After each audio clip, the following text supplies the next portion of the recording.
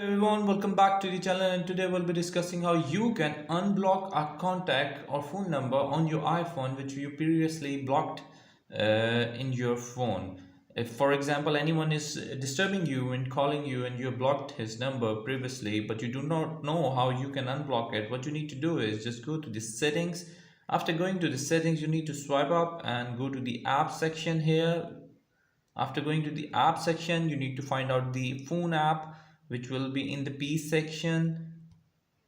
Just like this, go into the phone option, and in the phone option you can see that there is a block contact list. Just tap on it, and after going to the block contact list, as you can see that there is an edit option here, and this is the phone contact which we previously blocked.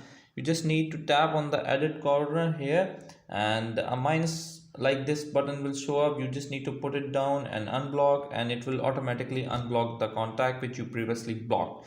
So that's how you can actually block or the unblock the contact.